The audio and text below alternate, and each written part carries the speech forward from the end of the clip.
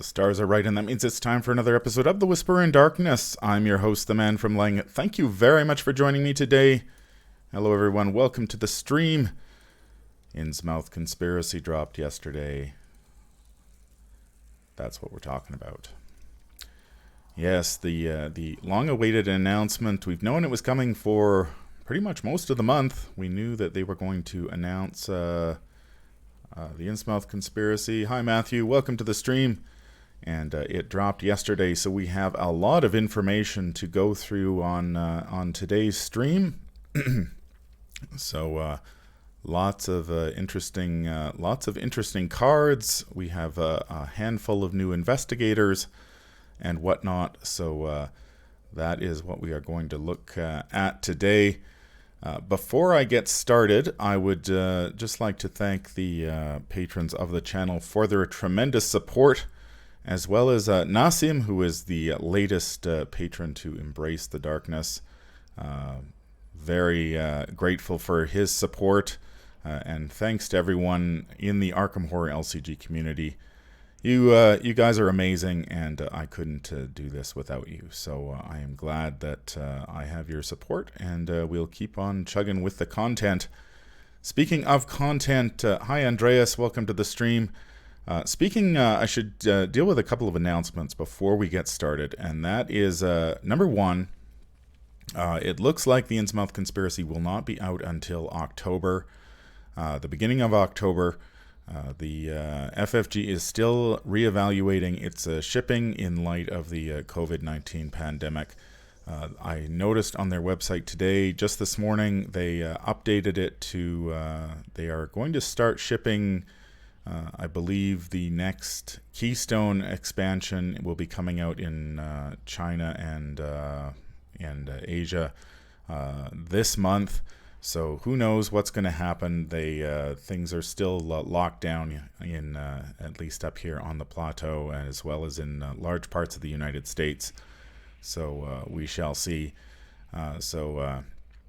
Weaver of Cosmos is still slated for June, and the Investigator Starter Decks and Forgotten Age, Return to the Forgotten Age are still slated for August, and then the Innsmouth Conspiracy, I think, is going to come out in October, but that is, of course, all subject to change depending on how things go in the next couple months. Hi, Byzantium, welcome to the stream. Another announcement before I get started is that I hope that you will stay tuned on Wednesday. I will have spoilers from the Investigator Starter Deck product that will be coming out in August. I have a couple of spoilers for that. I will be unveiling them on Wednesday, so I hope that you will drop by to listen to those. And hot on the heels of their announcement yesterday of the Innsmouth conspiracy, designer Matt Newman will be back. I think it is scheduled for Tuesday, May 4th or May 5th. Sorry, they are announcing a free printable print and play product, perhaps a scenario of some kind that they will be announcing. So stay tuned for that. That is on Tuesday, May 5th, I believe. Yes, and then I will be back on the 6th, Wednesday, May 6th, with spoilers from the Investigator Starter Decks.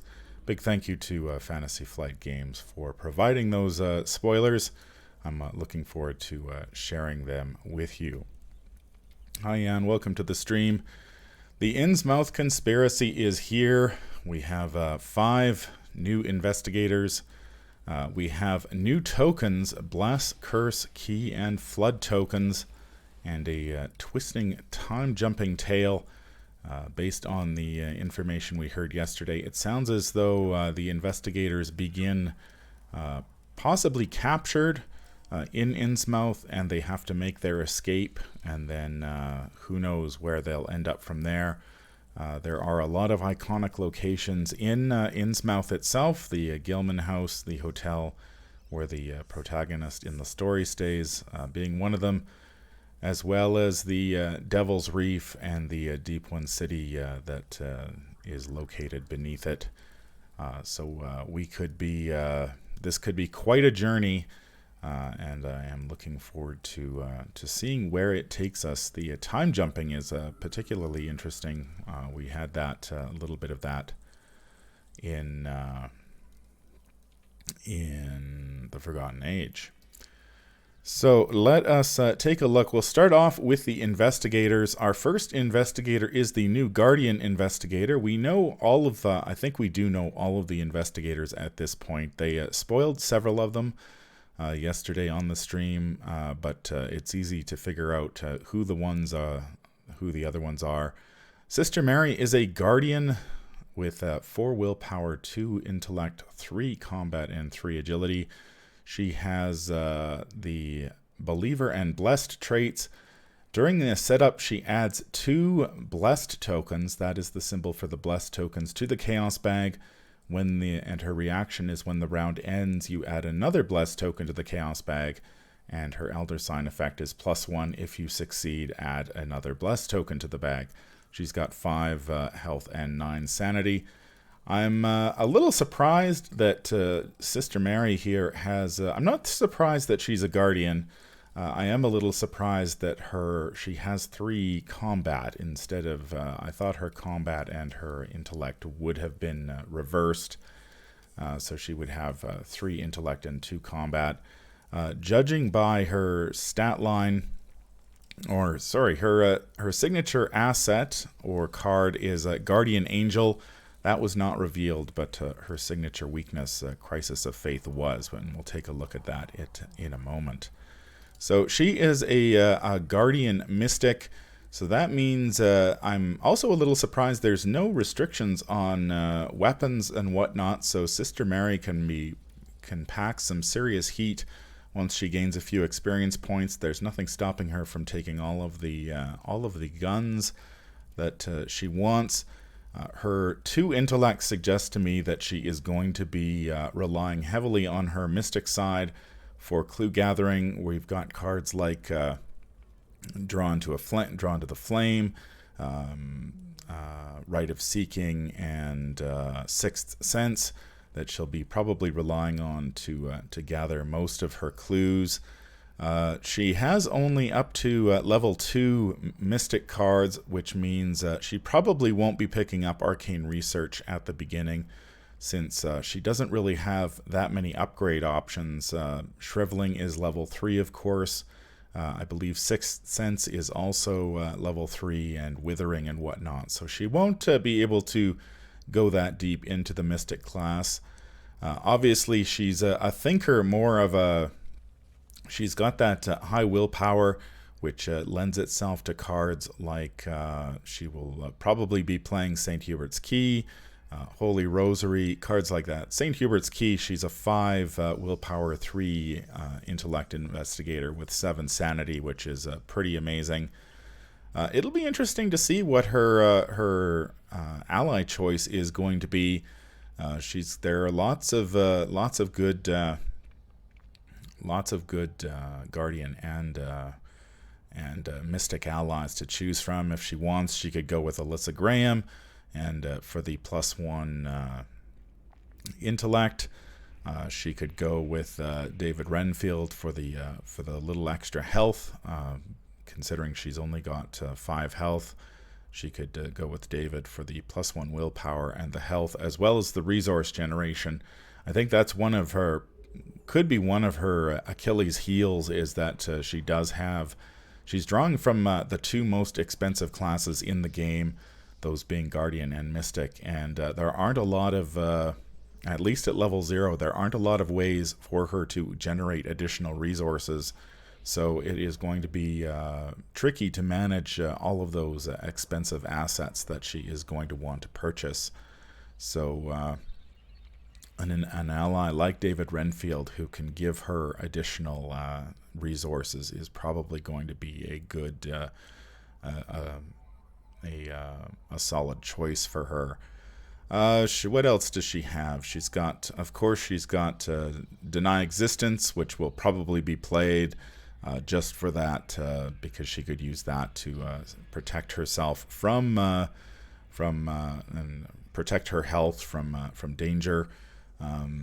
I know Dynamite Blast is popular. She can pack dynamite with the best of them. She's got lots of healing cards in the Guardian class, of course. Ethereal Form is an interesting one for her, considering she's only got 3 agility, so that would be one way for her to get a little bit of evade in there.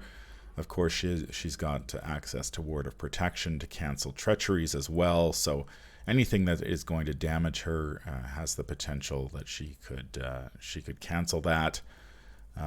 What else do I see here? She's got Mists for evasion. She's got Olive McBride, which is an interesting ally choice for her. We're going to look a lot more closely at how the Blessed and Cursed tokens work, but Olive would reveal, you reveal 3 tokens, and the way the Blessed and Chaos token, or Blessed and Cursed tokens work is that you have to reveal that token and then reveal an additional token for it. So if Sister Mary was playing Olive, she would be revealing a ton of tokens from the Chaos bag, which might work with cards. I know there's one being Eat Lead level 0 that rewards you. Or no, it's the Winchester, sorry. The 35 Winchester that rewards you for revealing +1/+0 and Elder Sign tokens from the bag. So Olive would give her a way to reveal a lot of tokens, especially if she has a lot of Blessed tokens in the bag. What else is there that looks interesting? Of course, we've got there's Scene of the Crime that can give her some more clues. She can go either guns or shriveling. I think her deck building will be similar somewhat to Diana Stanley. The two of them are sort of twins in that way, except that Sister Mary starts with 4 willpower and doesn't have to ramp up like Diana does. Obviously, there are going to be significant differences between the cards they're packing, because Diana wants cards that can cancel or ignore effects, and that does not apply to Sister Mary. Yeah, and of course, I think Uncage the Soul is another card that will probably see play in Sister Mary to reduce that resource cost by 3 for sure, because she does not have an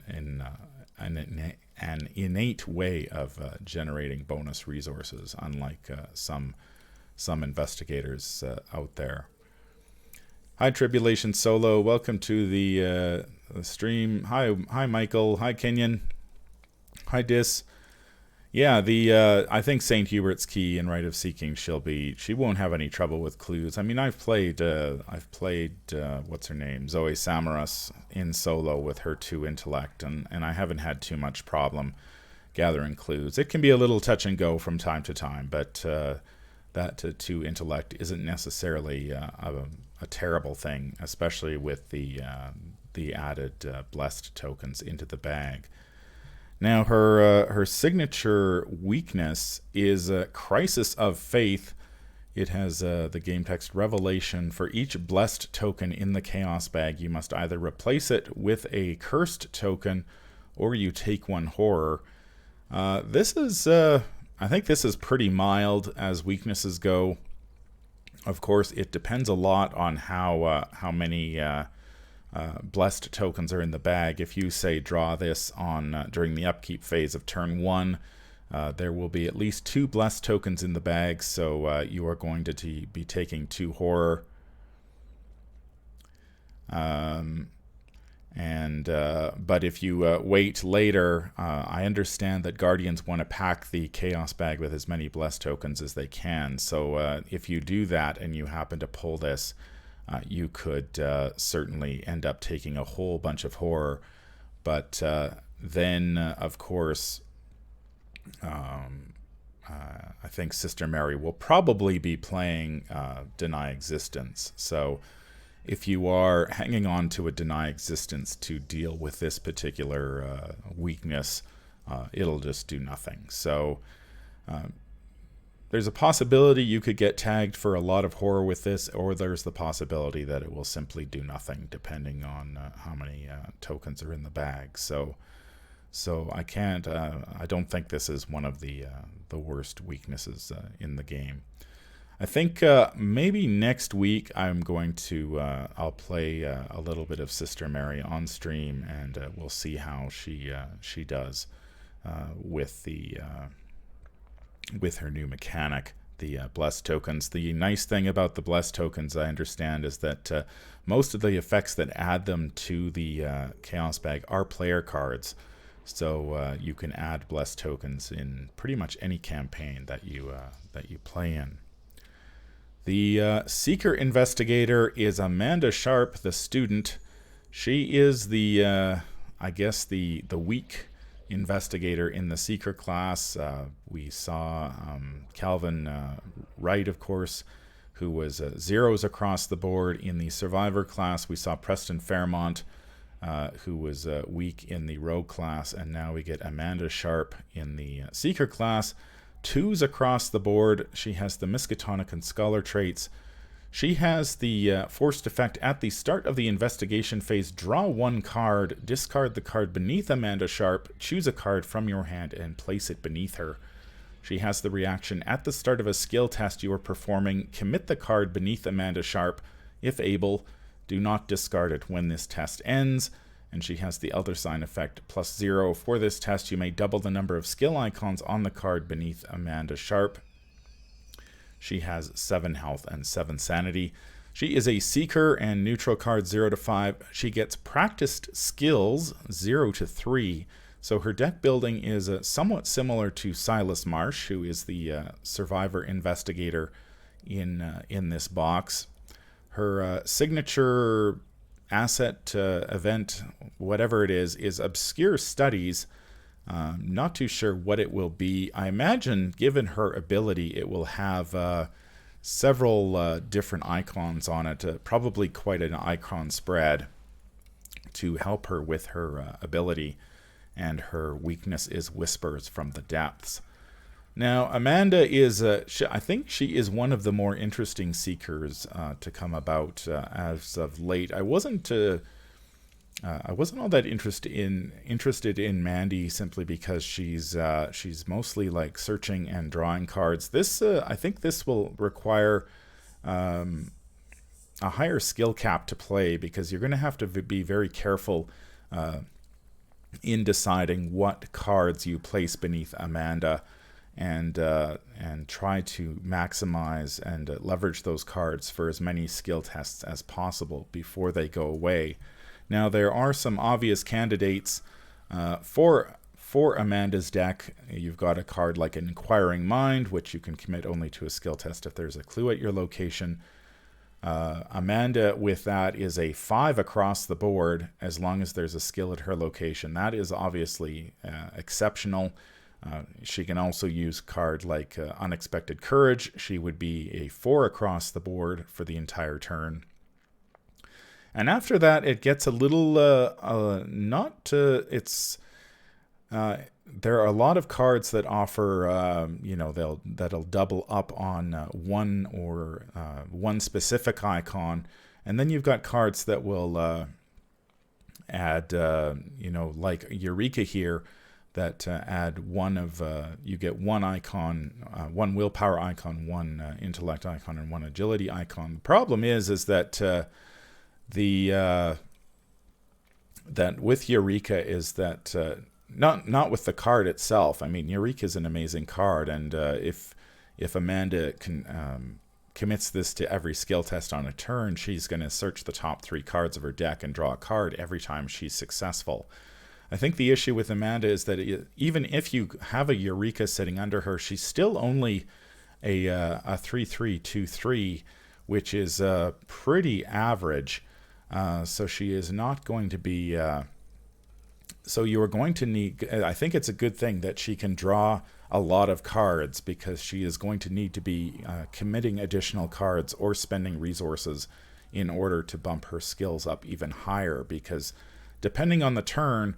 you may just not have... she may be a pretty woefully average investigator as far as her skills goes. There's going to be turns when she's awesome, and she'll be a 5 across the board, and then there'll be turns where she's not quite as good. So you're going to want to you're going to need to draw a lot of cards and be able to commit them to her skill tests.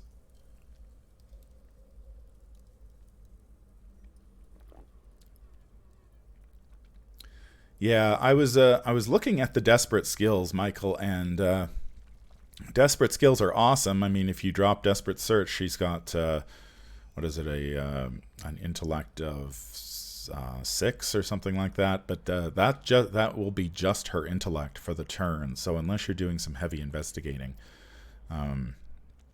those intellect icons are unlikely to help you if, say, you're fighting, or if you end up getting into a fight, or if you end up taking tests during the Mythos phase, because the card you place under her at the beginning of your turn, you sort of also want it to be good during the Mythos phase when she's taking those skill tests. She does get a lot of draw natively through her passive, and I think she'll want even more.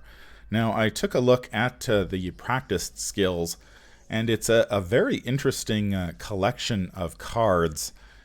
You've got cards like Deduction and Deduction 2, which are obviously very good because grabbing those extra, if you play a Deduction under her, every time she investigates that turn, she will grab an extra clue. There's Enraptured, which gives her, every time she succeeds, she can add a charge to something, although she's very limited in the number of cards that provide charges. Hatchet Man is kind of weird. I don't think that'll see much play. Same with Leadership. Momentum has some interesting potential, although I think given her stat values, it's going to be a little bit difficult to succeed by X with her. You could probably do it a lot on maybe if you drop a momentum and get a good investigate going and then build onto that, you could do that. Of course, the neutral skills from the core set, Overpower, Perception. She can also take Stunning Blow, which is, I guess, if you're going to fight with her. Prophecy and Take the Initiative. Take the Initiative is very interesting just because it starts off, as long as she's going first, it starts off with 3 wild icons, and then each action it loses a wild icon. But then at the end of your turn, when the turn changes, when you go to the next turn, Take the Initiative gains all of its wild icons back for the Mythos phase.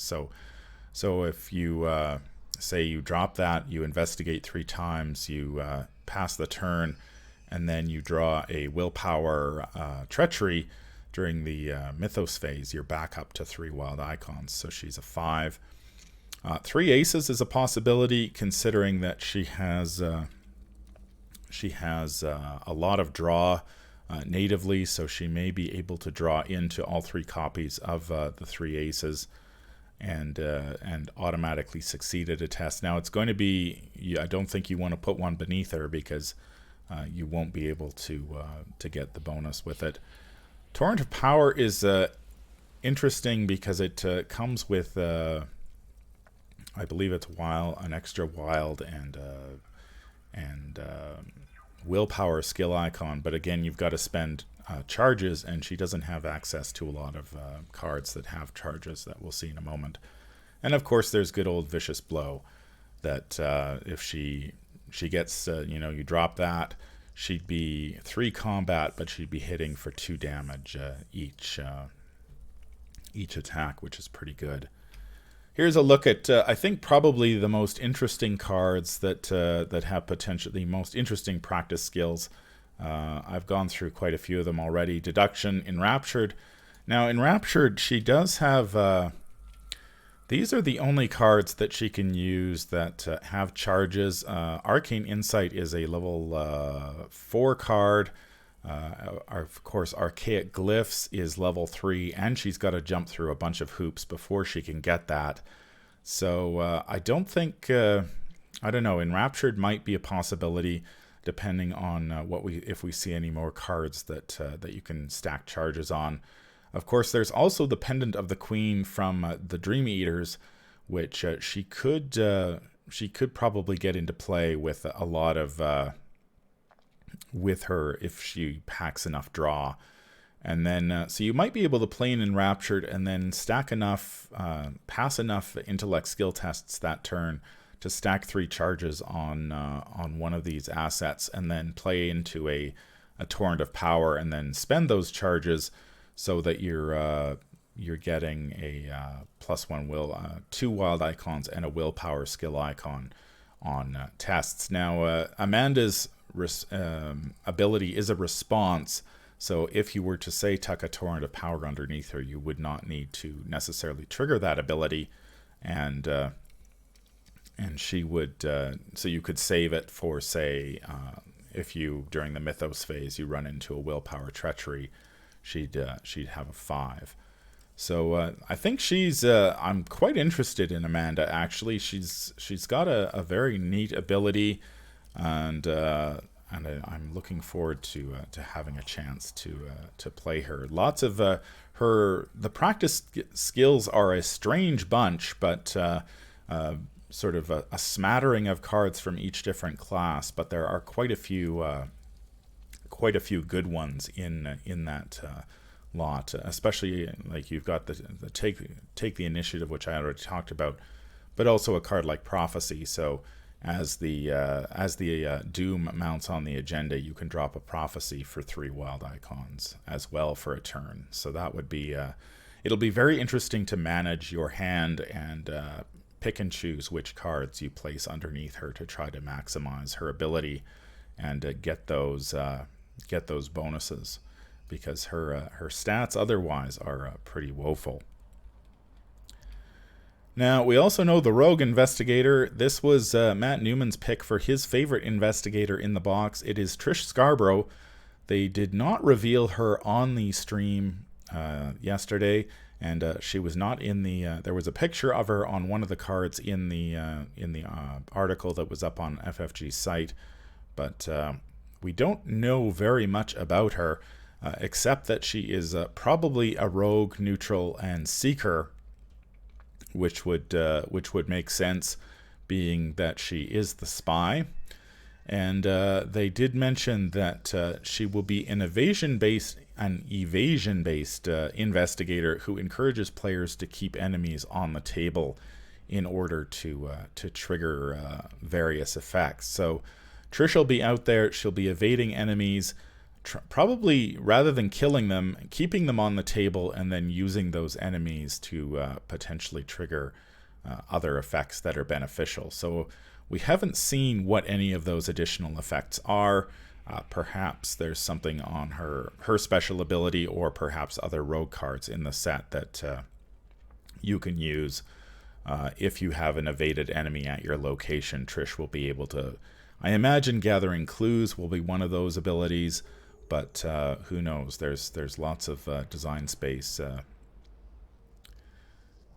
and on Followed. Yeah, Followed would I'm just gonna look up Followed here quickly, because I'm kind of curious, because it's in if there's an evaded enemy at your location. Yeah, it's a 2-cost event, intellect, agility. Choose an enemy, you get +1 intellect for this investigator for each damage on the chosen enemy. I'm not sure if maybe Followed, or maybe what was the other one? It's the other card just like it. Eavesdrop, that's the one.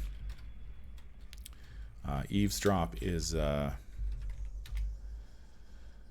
so choose an unengaged enemy at your location, test X intellect, where X is the evade value of the chosen enemy. If you succeed, discover two clues at your location. So Eavesdrop sounds like it's just the type of card for that Trish is going to want to pick up, because she can evade those enemies, leave them at the location, and then grab clues. I assume she'll probably have at least an intellect of 4, maybe 4 intellect, 4 agility. I mean, she's going to be a rogue, so her willpower is going to suck. But but probably 4s in intellect and agility at the minimum, and then combat. I'd assume sort of average combat for her, so a 3. So maybe a 2-4, 3-4, something like that for Trish.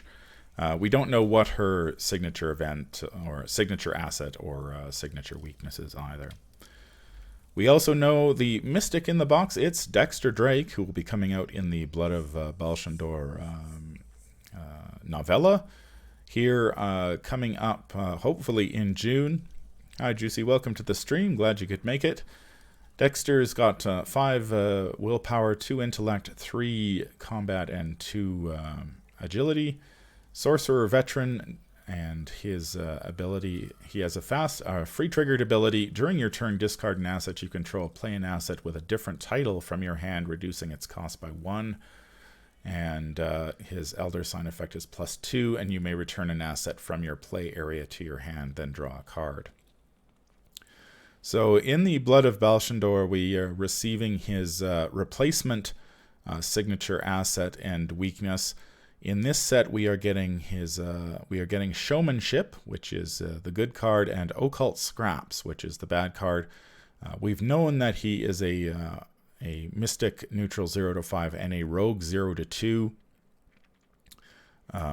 for a little while now. So I did play him on stream a few months back, sort of based on a best guess of what his abilities might be. So we'll probably have to revisit Dexter here now that we know that he is in fact a rogue. He has access to the rogue card pool, and I know on stream yesterday they were talking a lot about Jeremy Zorn's cursed Dexter Drake deck. So that will be interesting to see what that looks like. We didn't even see any images of Showmanship and Occult Scraps, so we don't know what they do. Finally, we have Sylas Marsh, the sailor. They didn't say he's in the set, but he's pictured on one of the cards in the set. So, or his investigator player card is pictured in the set. So, it's pretty much a guarantee that he, of all the investigators, this guy was a lock. When I was making my investigator prediction, I got Sylas and Trish right. I did not get the Mystic, Guardian, or Seeker. Guardian and Mystic I didn't know. I was predicting Kate Winthrop would be the Seeker, but we got Amanda instead, and Amanda looks cool. So Sylas, of course, has been out for quite a while now. He has 2 willpower, 2 intellect, 4 combat, and 4 agility. And his response is, after you reveal a chaos token during a skill test you are performing, you can return a skill you committed to this test to your hand, limit once per round. And his Elder Sign effect is +0, and you may commit a skill from your discard pile to this test. After this skill test ends, return that card to your hand instead of discarding it. He's got 9 health and 5 sanity. I've played Sylas on stream through the Return to the Night of the Zealot campaign. He is a great deal of fun to play. Really enjoyed playing him. We are getting his... he is a Survivor, neutral 0-5, and innate skill 0-2. We are finally getting his real signature cards, Sea Change, Harpoon, and Sylas's Net, as well as Siren Call, which is his weakness. It is pictured in the card fan in the on the website. It has him looking into a pool of water, and the Innsmouth looking back at him. So it will be very interesting to see what they do with Sylas this campaign. He is a marsh after all, and the marshes have deep roots in Innsmouth. So it will be very interesting to see whether, like they did with Luke Robinson and Diana Stanley in the previous 2 campaigns, whether there's a little bit of extra text in the campaign guide for players who decide to take Sylas through this campaign. We have a bunch of new tokens that are being added to the game in this expansion. It is coming with 10 blessed tokens, 10 cursed tokens, we see there are double-sided flood tokens. Now, I think that the token where the planets are not aligned, that will be the partially flooded side, and the picture or the token with the big black menacing waves and the planets aligned will be the fully flooded side. We also have the double-sided key tokens in various colors. There seems to be one for each class: blue, yellow, green, purple, and red. There also seems to be a black one and a white one, although those might be the backs of the keys because they are double-sided and you won't know which key you have found until you flip it over. I wanted to take a look at a closer look at the blessed and the cursed tokens, since they are going to be a big part of this particular expansion. Let me move myself out of the way here. So yes, there are some new rules attached to these tokens. If you reveal a blessed token, you remove it from the bag, you gain +2 for the skill test, and then you reveal another token. So you'll pull this, you'll get the +2, and then you've got to reveal another token. The cursed token works much the same way. You pull it, you remove it from the bag, you gain -2 for the skill test, and then reveal another token.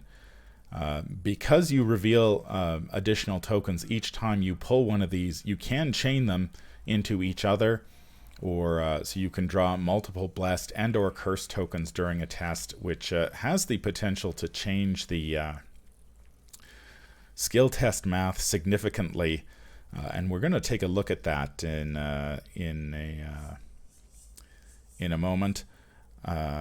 Yeah, so it's going to be challenging to figure out exactly where you need to be before a test, especially if you've got a mix of blessed and cursed tokens in the bag. The chaos bag is of course shared when you play, so in multiplayer, so anybody can put tokens into the bag and anybody can take them out. This is my one concern about the blessed and cursed tokens, is that it has the potential to be quite fiddly. I know when I have played multiplayer in the past, everybody at the table has their own chaos bag simply to speed up the game rather than passing one bag around. It makes it a little quicker to everybody just has their own bag and you pull from it. Now, when you're playing a campaign, you simply, you're adding tokens between scenarios, but that's it. Now, these blessed and cursed tokens change that because you'll be adding and subtracting tokens all during the game, which has the potential to get quite confusing if somebody isn't paying attention. Now, designer Matt Newman said this sort of becomes second nature after you've done it for a while, but I'm not entirely convinced that's the case, because it'll really rely on people paying attention to what's being pulled at the table. Because if you're using separate bags, say like player 1 pulls a blessed token, then you've got to go fish through your bag to pull that out. Then player 2 adds 2 cursed tokens. You've got to add 2. Player 3 might pull one of those cursed tokens and a blessed token. So you're constantly fishing for it through your bag for all these different tokens and putting them in and taking them out. And that is it just seems like it's a little fiddly for my tastes, but we shall see. It's not too big a deal in playing on Octagon, because I can just create a card and dump another token in there, but then having to go fish it out and whatnot it's going to slow things down a little bit. So we'll have to see. I'm going to reserve judgment, but it does seem fiddly to me at the moment. Now, the other point they made about the blessed and cursed tokens is that they are added to the bag. With a few notable exceptions, the blessed and cursed tokens are added to the bag mostly by player card effects, and we'll see a few of those later. So they can appear in any campaign. So if you want, you can sleeve up Sister Mary right now. Go play the Gathering, of course, without her signature asset. whatever that may be, but you can play with blessed and cursed tokens and see how it works. Now, I sat down. I'm a big fan of doing math on the channel, and this really stretches. Yes, you ignore them, and that's right, Jan. So you don't ignore them. You trigger them. So say there are 2 blessed tokens in the bag. I draw a blessed token. I get the +2. I reveal another token. Say that's a -4. So I would be -2 for the test. If I had 2 blessed tokens and I drew both, I'd be +4, and then I'd have to draw another token again. So if I drew the -4, I'd be at 0. So you keep drawing until you draw a regular token. And this works for both blessed and cursed. So like I said, I'm a big fan of doing math on the channel, and I was curious to see how these tokens affect the Chaos bag once you start dumping them in there. And we'll take a look at that now.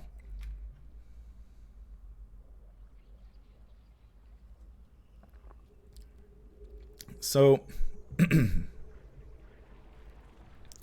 yes, Tribulation Solo, we'll take a look at the Grimoire, and yeah, you need 10 curse tokens to translate that book, and that seems... I don't think you can do it with the book alone. You need to play with some other effects.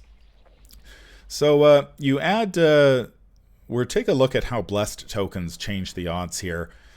If you... these numbers are based on the Gathering. The Gathering has, on standard difficulty, there are 16 tokens in the Chaos bag.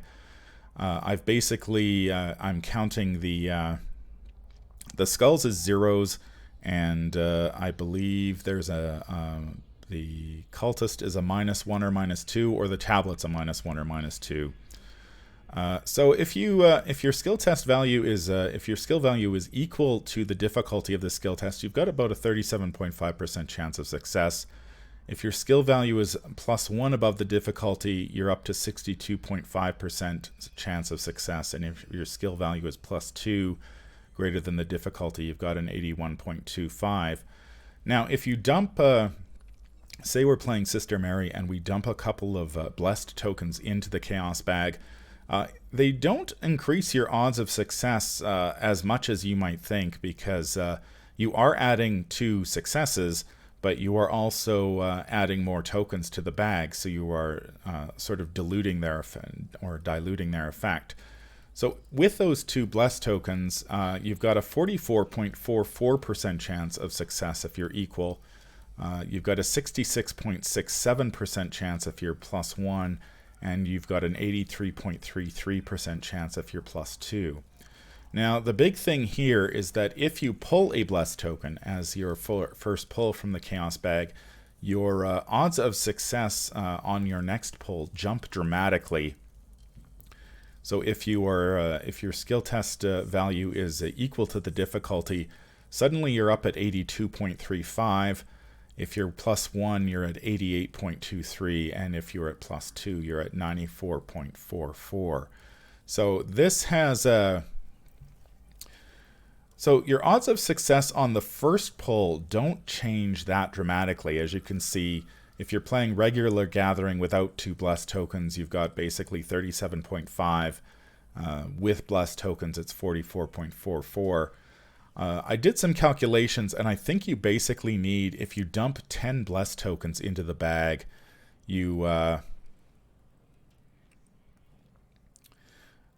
if you dump a bunch of, say if you dumped all 10 blessed tokens, the maximum amount you can have in the bag, I believe you got a 60%, about a 61% chance of success if your skill value is equal to the skill test difficulty. So this creates an interesting, some interesting issues, I think, for players. The chance of success doesn't rise dramatically if you put these blessed tokens in the bag, so you're still going to want to increase your skill value above the difficulty in order to benefit from them, in order to pass the test. But say if you increase your skill value by +2, so you're 2 up before you pull from the bag, you've already got an 81.25% chance of success. And if you pull a blessed token, it's almost as though you're wasting it. It's almost as though you're wasting it. So you end up having... you already had a very good chance of success, and your diminishing returns sort of kicks in, and you have to, you're going to succeed by even more, say 94.44, but you were already doing pretty well at 81.25. So that will be quite. It'll be interesting to decide whether, like, if you've got a lot of blessed tokens in the bag, do I go up to +2? Because if I do and pull a blessed token, I'm not using it. I'm not getting full value from it. Whereas if I was taking a test, say I'm taking Rotting Remains, say at 3v3, my odds are fairly low to begin with. But if I pull that blessed token, my odds go up dramatically. So my chance of passing that test go up dramatically. Now the same holds true for the cursed tokens. Again, just the basics. You've got 37.5, 62.5, and 81.25 if you're just pulling normally. If you dump cursed tokens into the bag, your chance of success drops a little bit. Not too badly. If you were only had a 37.5% chance to start off with, so 33.33 isn't too much worse. Same if you're at +1 or +2. The cursed tokens, however, are much, much worse, because if you pull one of those as your first token, your odds of success drop off a cliff, really. You go from almost, having a very good chance of success to having no chance of success if your skill value is equal to your difficulty. If your skill value is +1, you're down. You go from 55.56 to 11.76. And if you're at +2, you go from 72.22 all the way down to 35.29. So if there are cursed tokens in the bag, then you are in a real... then you almost need to overcommit. So you want to be, maybe +3 or +4, just in case you do pull. Your odds of success are pretty good, but if you pull that blessed token, the odds pretty much get cut in half. So you may want to go, if you really need to succeed on a test, you may want to go up to +3 or even +4 in order to pass. Now, somebody did mention succeed by 2, and that is an interesting component of the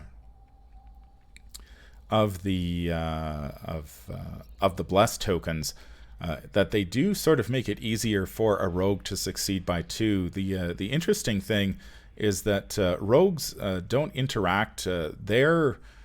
As they mentioned on the stream yesterday, rogues are all about cursed tokens, not blessed tokens. So it'll be interesting whether there are cards that do in fact allow blessed tokens, rogues to add blessed tokens to the bag so that they can succeed by 2 a little more reliably.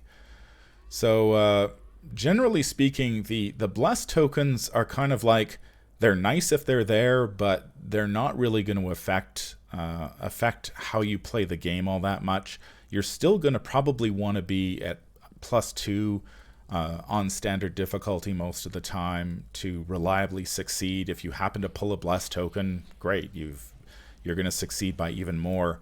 If you've got cursed tokens in the bag, then you really need to seriously consider that +2 is not going to be enough anymore. You either have a choice of taking the risk and sticking with pretty good odds of passing, but if you do pull that one of those cursed tokens, you are going to be in deep trouble, and you're probably not going to pass the test most of the time.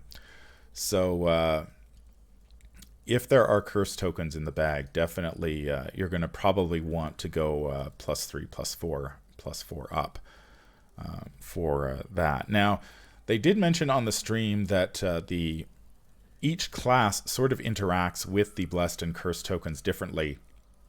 The Guardians, they want to pack the bag full of as many blessed tokens as they can, so that they can use those blessed tokens to trigger other effects.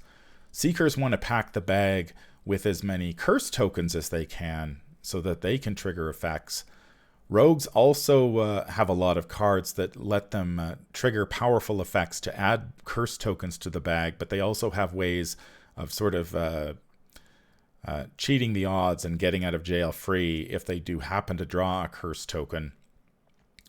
Mystics are the class that interacts with both blessed and cursed tokens, so they have effects that affect either or. And then survivors are the other class that likes blessed tokens, and when they pull those, they want to be able to trigger multiple abilities in play. So your relationship with the blessed and cursed tokens will depend somewhat on what class you're playing, which does raise that interesting possibility for rogues. Are there enough cards in the card pool that you can play with, that you can use those blessed tokens to help you succeed more reliably by X when you're playing?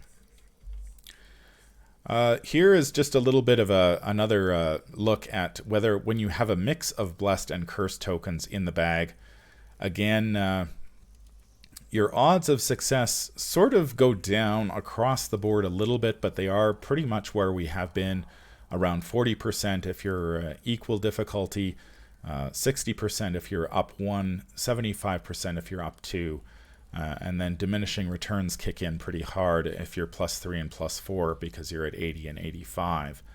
If you pull a blessed token as your first pull, your odds of success go up quite a bit. You're up into the 80s, but of course then you can pull a curse token and mitigate and undo all of that goodness. But if you do pull a blessed token first, there are very few combinations of tokens that can hurt you. You'd have to basically draw like cursed and then -4, or cursed -3, or of course auto fail at any point after pulling that first token. If you pull a cursed token as your first pull from the chaos bag, then you really need to, your odds of success are basically cut in half, and you will need to be +3 or +4, ideally +4, to really have a good chance of success after you pull that first curse token. Of course, it's very difficult to model this sort of stuff, because you can end up in very odd situations where, say, you pull a curse token and then 2 blessed tokens and then God knows what else. So it'll be hard to sort of decide. Now, Dark Prophecy, I believe, Kenyon, just let me take a look at the game text on that, because I think it works the same as so if you reveal 5 chaos tokens instead of 1, so you would reveal 5, and then for each, I believe the way it works is for each blessed or cursed token, you would reveal another token in addition to that. So man, you could reveal a ton of tokens using Dark Prophecy. Yeah, this is a very basic look at the math. It's very hard. I'm not a math major, so it's hard to model what will happen. But I think you can just take away from this that the blessed tokens don't change things nearly as much as the curse tokens do. That brings us to the key tokens, which are much more straightforward. As you may remember back in For the Greater Good, the 3rd Mythos pack in the Circle Undone cycle, they were using chaos tokens as you needed to find certain keys in order to enter certain locations, and they were using chaos tokens to do that. So now they are printing proper key tokens, and you will be able to, as you are adventuring through a scenario, you will find these keys, and these keys will open up areas in the scenario. The keys are double-sided, so you will not know what key you have found until you flip it over. The keys interact with locations, so you may need a key to progress through the scenario, or you may so finding those keys will be important. The one thing they did mention on the stream, which I thought was really interesting, is that by using these keys, they can include keys that are not mandatory to complete the scenario, but unlock optional areas, which creates all sorts of interesting play if you want to go for achievements and whatnot. So say if you're playing a scenario and you find a yellow key, but the yellow key doesn't actually, it opens up just a location that you have the potential to go to. Like imagine if you're playing the Gathering, say, and rather than have the setup Return to the Gathering now, where you've got like the attic and the basement, and then say you could find a key at some point that would open deeper or high above your house, or the below your house locations, rather than connecting to them. So you could actually, if you wanted to get all the achievements, you could go to those locations and get victory points or whatnot. So that opens up a lot of interesting stuff for the designers to play around with. There are also the flood tokens. They didn't talk a lot about the flood tokens either in the article or on the stream yesterday. I'm just judging by this Agenda 1A Awakening that the tokens are double-sided, one of the sides representing partially flooded and the other representing fully flooded. Obviously, it is probably very dangerous for you to be in fully flooded locations if you're an investigator. If Agenda 1A here is any indication, it has a forced effect. When your turn begins, if you are in a fully flooded location, you struggle for air. When your turn ends, if you did not enter an unflooded or partially flooded location during your turn, take 5 direct damage. Wow, that is enough to outright kill many investigators in the game. So you were going to definitely want to keep your eye on the flood status of locations as you were making your way through these scenarios, and staying to unflooded or partially flooded locations if you can help it, because if you get trapped in a flooded location, that could be game right there. They spoiled several cards on the stream as well as in the article. The card fan is actually doesn't provide us with a whole lot. We see a card, Plan of Action, which has a picture of Trish Scarborough on it with a skill with 1 wild skill icon. We've got the Blessed Blade, which presumably is blessed, so Father Mateo can use it. There seem to be a lot of cards in this expansion with the blessed trait, so Father Mateo players will be very happy, I think, with this particular expansion. We see Sylas Marsh's weakness card, Siren's Call, as well as the Sealed Exit card. 5 Shroud location. You probably need a key to get through that at some point. And Act 1A, which seems to be the pit that you will be trying to escape from. So not the most... not a lot of information to be gleaned from this particular card fan this time around. They did spoil a couple of cards. The Cryptic Grimoire is a 3-cost Seeker asset with a wild skill icon.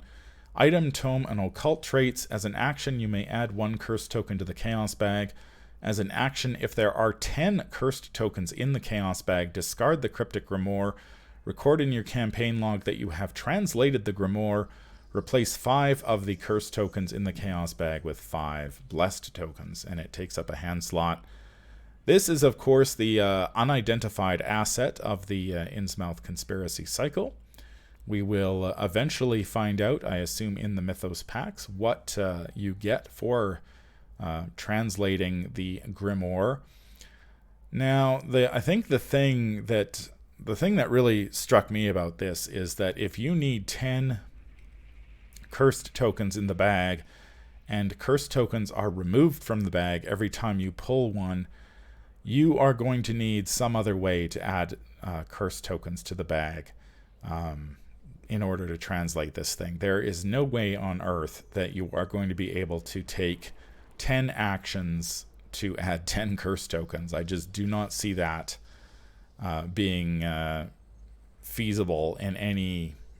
I mean, no investigator has 10 actions to spend on doing this. So there must be some other cards that you can play in combination with this to add more curse tokens to the bag to speed up the process a little bit, because man, if you have to nickel and dime this thing all the way to 10, you're just never going to do it, especially with people pulling those chaos tokens from the bag pulling those curse tokens from the bag as quickly as you can add them. So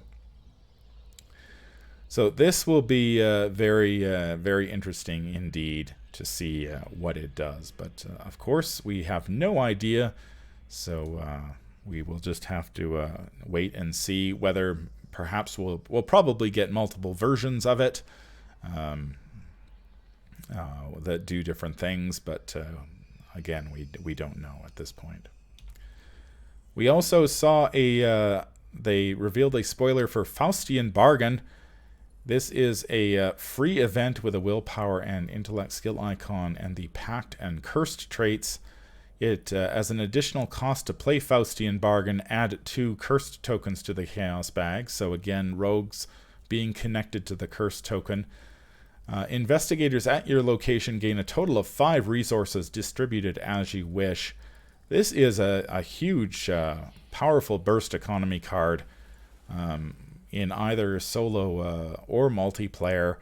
For those 2 curse tokens, you generate 5 resources. That is really... I don't think there's a card that even comes close to this one in terms of efficiency. I think even Hot Streak costs you 5 resources to gain 5. This is free. So... if you need resources, Faustian Bargain will give them to you in a hurry, but you have to add 2 cursed tokens to the bag. So that is a fairly significant price. You will, if you are then taking skill tests, you will, if you're using things like Hard Knocks, you are going to need to spend some of those resources in order to pass the skill tests if you draw those curse tokens. So this will be interesting. Of course, this just raises the possibility. I know there are people out there who love playing grief decks as a joke, and I think this just takes griefing to a whole new level.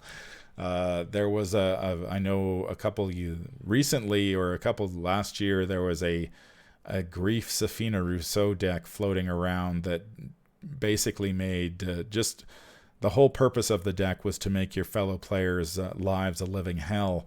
And I can only imagine that packing that particular deck with a bunch of cards that dump curse tokens into the bag will just make it hellish to deal with. I haven't played any decks like that. I like to cooperate with my fellow players, but you could really do some nasty stuff and make people's lives. I think Safina was chosen just because she can seal some of the good tokens in the bag as well. So you could dump a bunch of curse tokens into the bag and then seal the Elder Sign and do all sorts of nasty stuff like that. So yeah, if you take a deck like that to your multiplayer group, I won't be held responsible for anything that your fellow players do to you for playing it. But this looks like a really powerful card. 5 resources is fantastic, and I'm sure that rogues have plenty of ways to work around those two curse tokens once they get in there.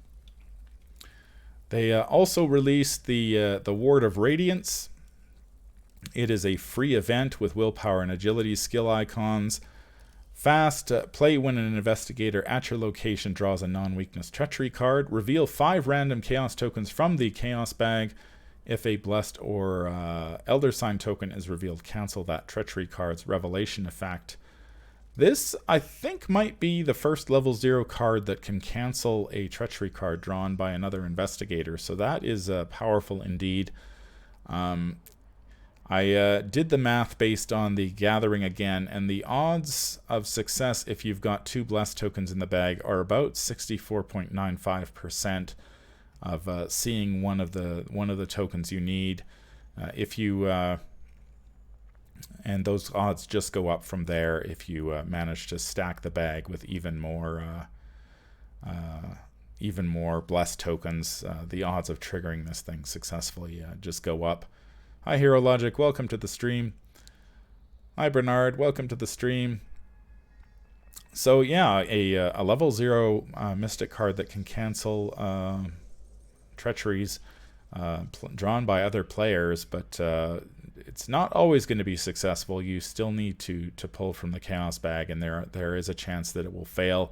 But if you're playing somebody like Sister Mary, who we looked at, and you're dumping blessed tokens into the bag after every turn, you should have enough blessed tokens and the Elder Sign in there to trigger this effect successfully, fairly consistently. This is a multiplayer only card, so it won't. Oh no, it's good for, you can play it in solo too. It's not. So yeah, it's.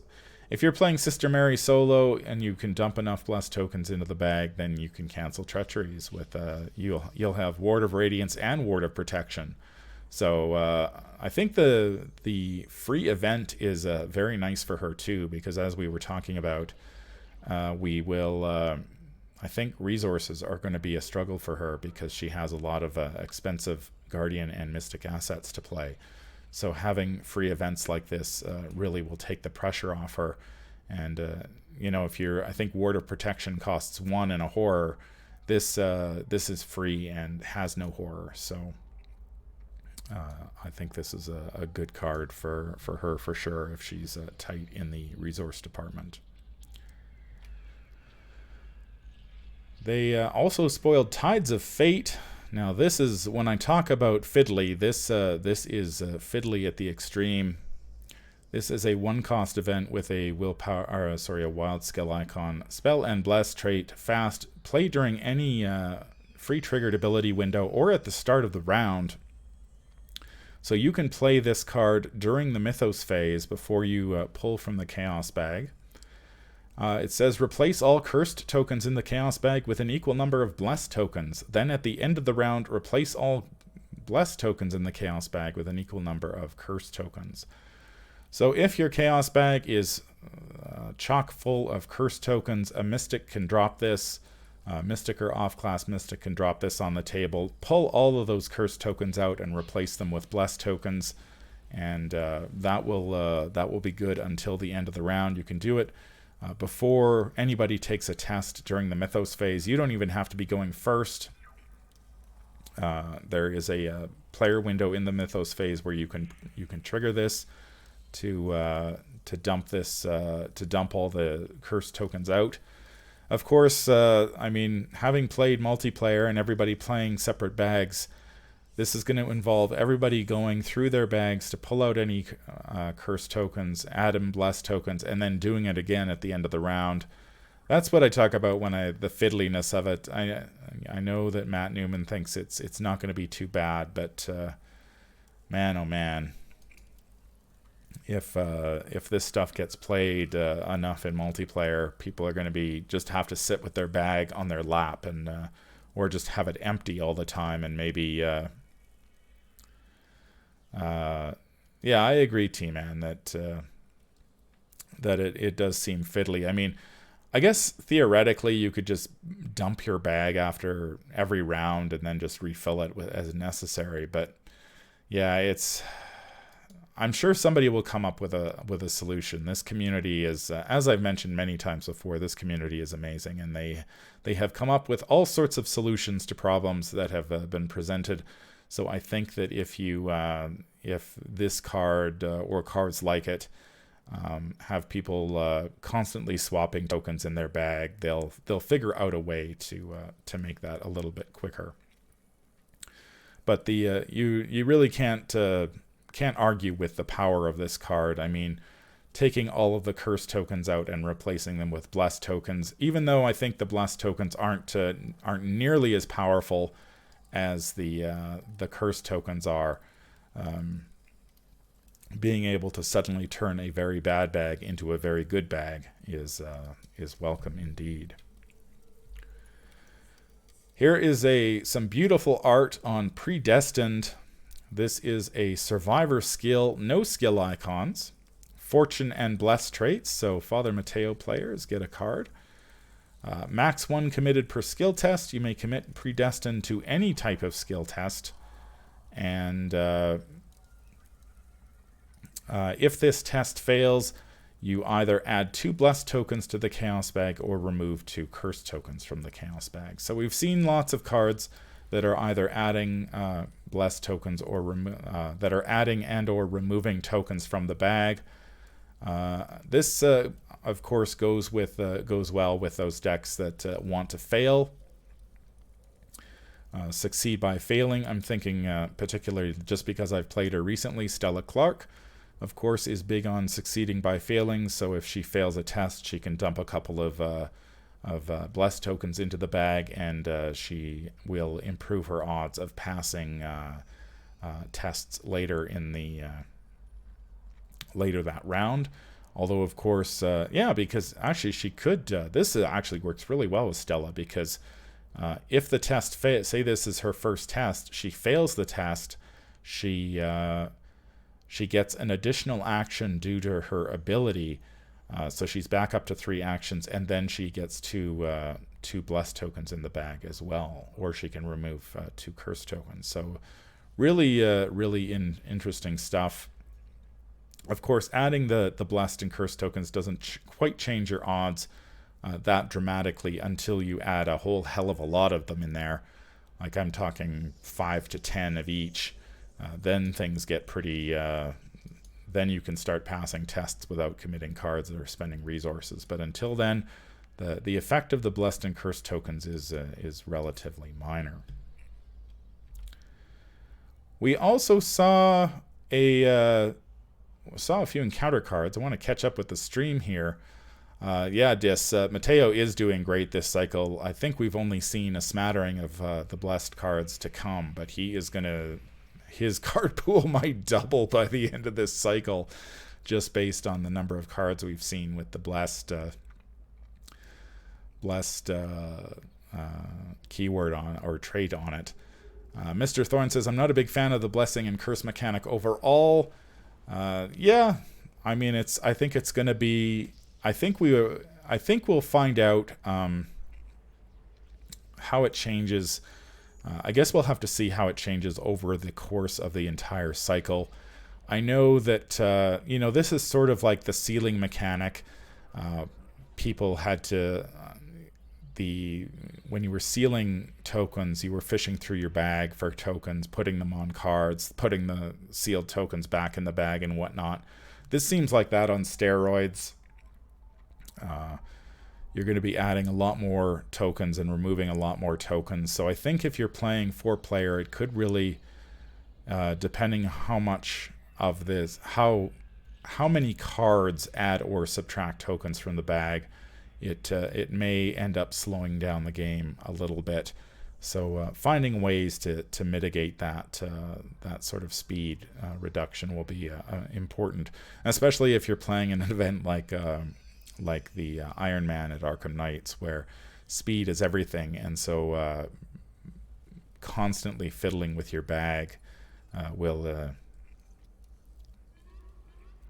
be difficult. They did spoil a few encounter cards, not too many, just the 3. I don't really want to talk about these too much because just taking them out of 3 out of God knows how many encounter cards we're going to see over the course of the cycle. It's hard to judge, but we've got the Innsmouth look, of course. That was a guarantee. Cursed Terror trait revelation. Put Innsmouth look into play in your threat area. You get -1 intellect and -1 sanity, and you gain the Deep One trait. And you may test 3 willpower. If you succeed, discard the Innsmouth look. This is very similar to Curse of Yig from the Forgotten Age. Very similar templating. I'm hoping that they do more with the Deep One trait than they did with the Serpent trait in the Forgotten Age. The Serpent trait just didn't see really anything. There was nothing. I don't think there was a single card that interacted with the Curse of Yig. So I'm hoping they do more with the Deep One trait in this particular campaign, and give the Innsmouth look a little bit of teeth, because it is such an iconic part of the story and of the setting. It would be a shame if it was just sort of like, yeah, you've got the Deep One trait, but nothing interacts with it. So take a test and get rid of it. No big deal. We've got Memory of Oblivion. It is a terror treachery. Test 4 willpower or 4 intellect. If you reveal if you reveal an Elder Thing token during this test, you automatically fail. I believe that is new. I don't think we've seen. I can't think of a treachery that we've seen that does something like that. I haven't played all of the Dream Eater cycle yet, but I can't recall a treachery that has that sort of game text on it. And it says, for each point you fail by, choose and discard 1 card from your hand. So you're going to lose maximum of 4 cards if you auto-fail this, either by drawing the auto-fail or the Elder Thing. The thing that occurred to me looking at this card is I'm wondering whether discarding cards from your hand will be a theme that runs throughout this cycle. We saw, of course, during the Dunwich Legacy cycle, where discarding cards from the top of your draw deck was a thing. And if your draw deck was empty, something terrible happened to you. Usually Beyond the Veil would strike at the most inopportune time, and you would take 10 damage. Perhaps there is a similar thing going on here, where cards like Memory of Oblivion will empty your hand, and then if you draw another treachery while your hand is empty, you will be in deep trouble. But again, we only have Memory of Oblivion to work with, so it may just be a one-off, or it may be part of a bigger theme that will hurt investigators. So certainly this really hurts an investigator like Amanda, who we looked at earlier. Because she will really rely on her draw to keep herself, not only to keep cards underneath her, but to fuel skill tests. And so getting hit with this could really put her in a bind. We also saw 1 location, Fish Graveyard, 2 Shroud location, 1 clue, and it says after you end your turn at Fish Graveyard, if you do not control a key, take 1 horror. And then it has a free triggered ability. If there is no clues on Fish Graveyard and you control the red key, inside a pile of fish guts, you find a strange figurine. The red key fits into perfectly. Read Flashback 3 from the campaign guide. So this is, of course, the key mechanic at work. I'm not too sure if it just means the forced effect if you have any key. Like if you have any key, like a red, say you've got the blue key, I guess you don't take a horror from that. You just need to have a key. But if you have the red key, you get to read the special text. So I guess this could be what, I mean, we did talk about them providing possibly keys that... optional keys that trigger additional content. So this might be one of those examples where the red key doesn't do anything else in the game except allow you to read this Flashback 3 from the campaign guide.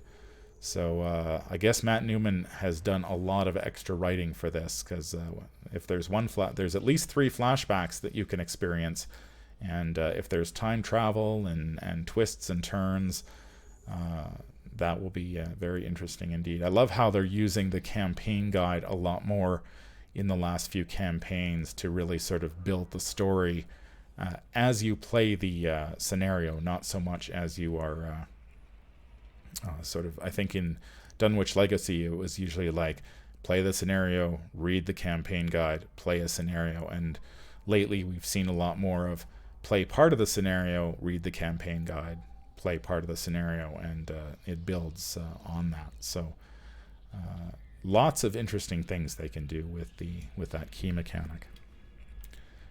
That is going to do it for my look at the Innsmouth conspiracy. Very exciting to finally get the announcement about the contents of this set.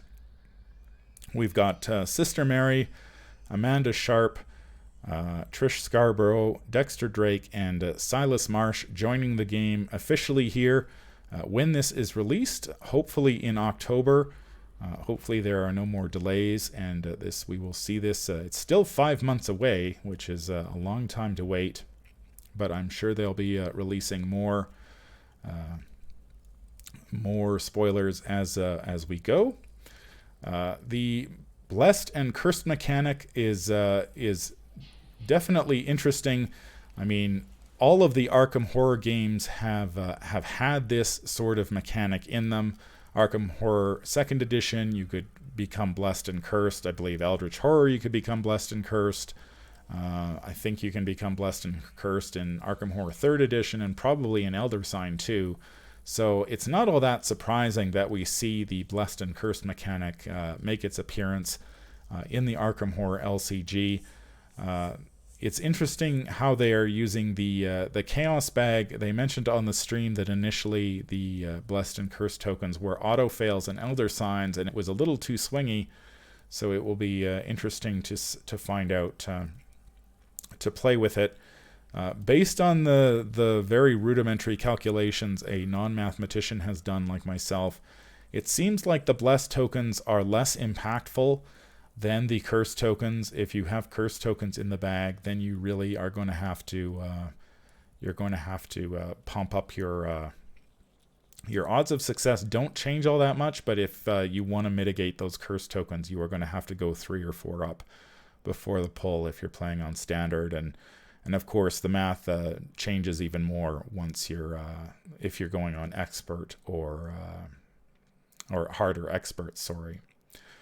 The fiddliness of the tokens concerns me a little bit, but it all depends on how many cards we see that add or remove tokens from the bag.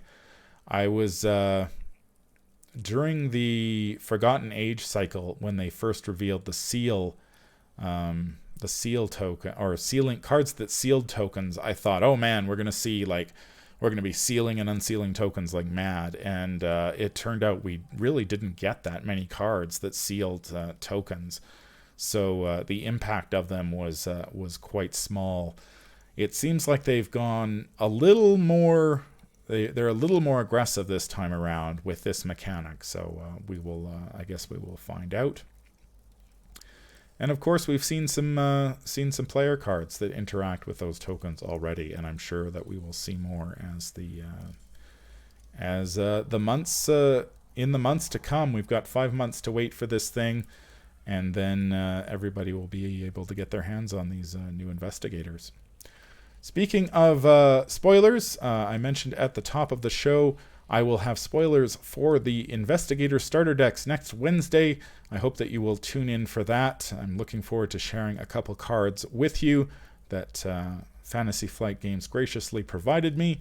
So we will take a look at them together. And that is on Wednesday, May 6th. And on Wednesday, May 5th, hot on the heels of their Innsmouth conspiracy announcement, Matt Newman will be back with an announcement. I believe it is a print and play scenario.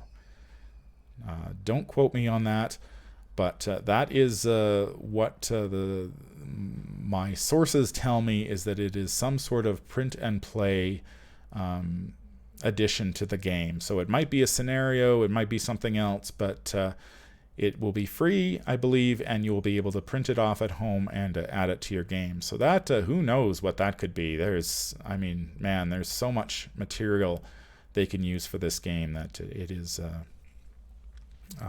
they haven't even, scratched the surface yet. So looking forward to that. I may talk a little bit about that as well on next Wednesday when I spoil the cards. Thank you very much for joining me today. I hope that everyone is safe out there, and stay tuned for more great Arkham Horror LCG content.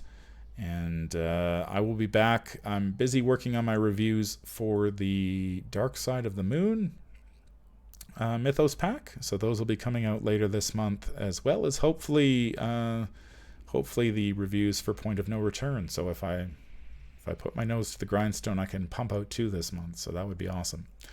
Thanks very much, everyone. I hope you're staying safe out there. Special kudos to all of the everybody on the front lines out there, nurses, doctors, grocery store clerks, anybody who has to be out in public. You are awesome, and keep on doing a great job, and I hope that you stay healthy out there, and we'll get through this together.